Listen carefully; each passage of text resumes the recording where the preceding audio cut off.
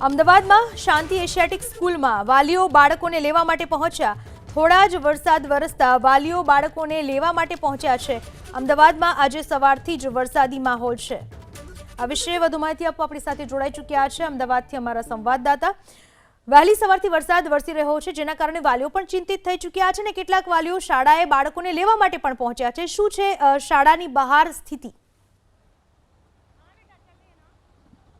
જી, અમદાવાદમાં આજે સવારથી વરસાદી વાતાવરણ છે। હું આ શેલામાં આવેલી શાંતિ એશિયાટિક જે સ્કૂલ છે તેમનું બહારનું વાતાવરણ દેખાડીશ। આ સ્કૂલની બહાર હાલમાં જે ડ્રેનેજના કહી શકાય તેવા દુર્ગંધયુક્ત પાણી ભરાયા છે। સવારથી વરસાદી વાતાવરણ હોવાને કારણે વાલીઓ પણ સ્કૂલ ખાતે પોતાના બાળકને લેવા આવી રહ્યા છે, કારણ કે વાલીઓમાં જળભરાવની સ્થિતિ સર્જાઈ અને બાળક ફસાય તેની ચિંતા હોય છે, જેને લઈને કેટલાક વાલીઓ શાળાએ પહોંચ્યા છે અને શાળા તરફથી પણ વાલીઓને સહકાર આપવામાં આવી રહ્યો છે। જે વાલીઓ શાળાએ બાળકને લેવા આવે તે બાળકને મોકલવામાં આવે છે। આપણી સાથે એવા જ એક વાલી છે, તેમની સાથે વાત કરીશું।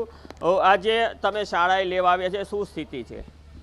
સવારથી વરસાદ ચાલુ જ છે, તો અહીંયા આ એરિયામાં પાણી ભરાવાનો બહુ પ્રોબ્લેમ છે, એટલે વાલીઓ આવામાં સ્કૂલેથી ઇન્ફોર્મેશન આવી ગઈ છે કે જે લોકોને બાળકોને લેવા હોય અર્લી ડિસ્પર્ઝલ છે એ લોકો લઈ જઈ શકે છે। જી, ખાસ કરીને જોઈ શકાય છે કે આ જે રસ્તો થોડા સમય પહેલા બનાવવામાં આવ્યો હતો, પરંતુ રસ્તો તૂટી ગયો છે અને જેને કારણે વાલી અને વિદ્યાર્થીઓને શાળાએ પહોંચવા માટે તકલીફ પડે। હું આ બાજુ દેખાડવા માંગીશ કે જળ ભરાવની સ્થિતિ સર્જાઈ છે। જળ ભરાવની સ્થિતિને કારણે જે ડ્રેનેજના દુર્ગંધયુક્ત પાણી ભરાયા છે અને જળ ભરાવની સ્થિતિને કારણે રસ્તો તૂટી ગયો છે। આજે રસ્તો તૂટેલો છે, જેને લઈને કેટલાક વાલી આક્રોશ વ્યક્ત કરી રહ્યા છે। बेन, ये जो रास्ता टूट गया है उसके लिए क्या क्या दिक्कतें होती है और रास्ते की क्या हकीकत है? सर, अभी इसको बने हुए ओनली आई थिंक 1 साल भी नहीं हुआ है।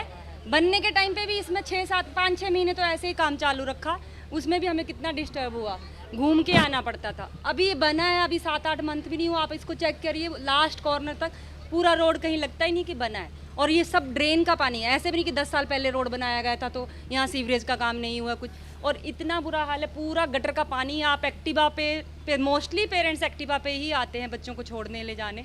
आप देखिए कितना प्रॉब्लम है, एक्टिवा पे जाना मुश्किल है। और यहाँ तो बारिश हुई नहीं, आई थिंक हल्की बारिश, वो जिसको बोलते हैं ना सर्दियों में जो होती है रेन, जैसे कि पूरा दिन चलती है कंटिन्यू, हल्की हल्की बूंदाबांदी, बीच में थोड़ी ज़्यादा, और उतना ही हैवी रेन नहीं हुआ है, कुछ नहीं है। फिर भी आप इस रोड का हाल देखिए, एक्टिवा के पूरा का पूरा जा रहा है, तो बहुत परेशान। जी, आ वाली आक्रोश करता जणावी રહ્યા છે કે જે ડ્રેનેજના પાણી રસ્તા પર ભરાઈ જતા વાલીઓને હાલમાં પારાવાર મુશ્કેલી પડી રહી છે। જી, આભાર આપના તમામ માહિતી બદલ।